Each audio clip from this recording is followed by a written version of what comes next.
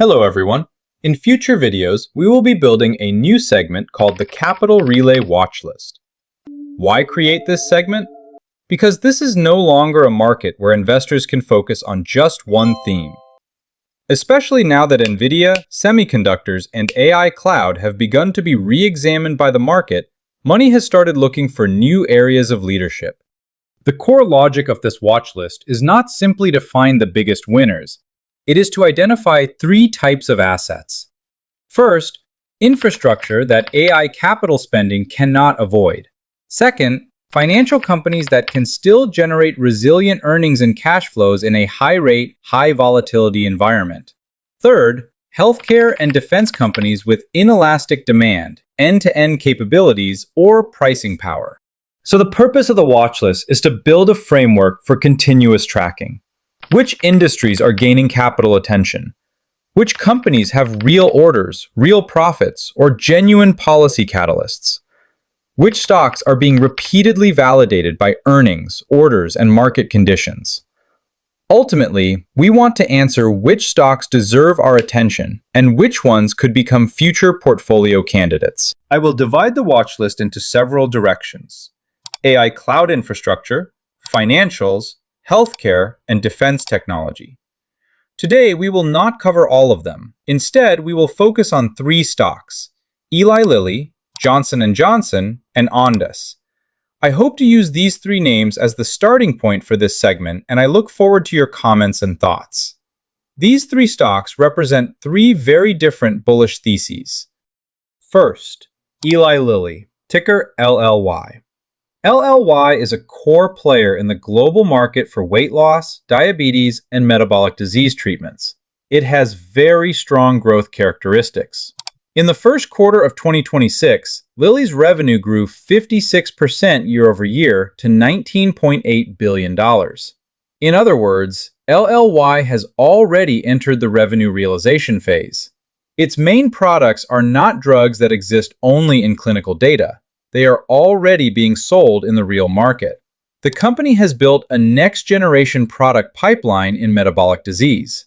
Current generation products are driving revenue today, while next-generation candidates create future valuation upside. If Mounjaro and Zepbound continue to gain traction and retatrutide continues to advance, LLY is not simply a defensive stock. It is a growth core within the healthcare sector. At the current price of $1,197, the short-term moving averages are bullishly aligned, and the stock has recorded 8 consecutive green daily candles. However, the KDJJ line is at 101.9, signaling a severely overbought short-term condition and meaningful pullback pressure. The core accumulation area is $1,170 to $1,180. The more prudent approach is to wait for a pullback toward the moving averages rather than chase the rally. The deeper defensive zone is $1,140 to $1,150. Second, Johnson & Johnson, ticker JNJ. JNJ is a defensive healthcare platform. In a volatile market, investors tend to rotate back into companies with stable cash flow, reliable dividends, and predictable guidance. Johnson & Johnson has just reported its second quarter 2026 results and raised its full-year outlook. The company said quarterly sales exceeded $25 billion and that it is moving toward the first annual revenue figure above $100 billion in its 140-year history. This is J&J's core advantage. Its earnings are supported by a diversified mix of innovative pharmaceuticals, medical devices, surgical products, cardiovascular businesses, and other segments. J&J has also entered the soft tissue robotic surgery market.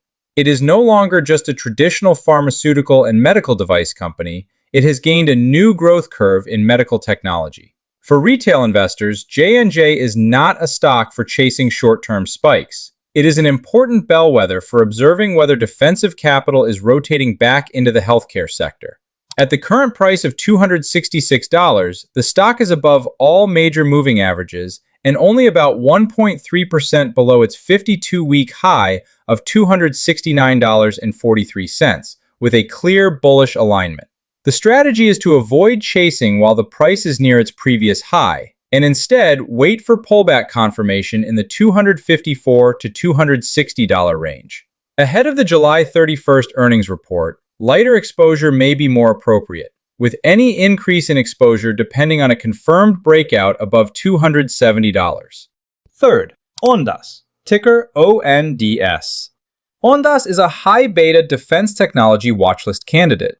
Its core businesses include drones, counter-drone systems, intelligence, surveillance and reconnaissance, autonomous systems, and precision strike capabilities. Ondas has shown strong recent order momentum, securing $70 million in new orders over the past 4 weeks. First quarter 2026 revenue reached $50.1 million, up 1,065% year-over-year. The company has also raised its full year 2026 revenue target to at least $390 million. So the bullish thesis for Ondas is this.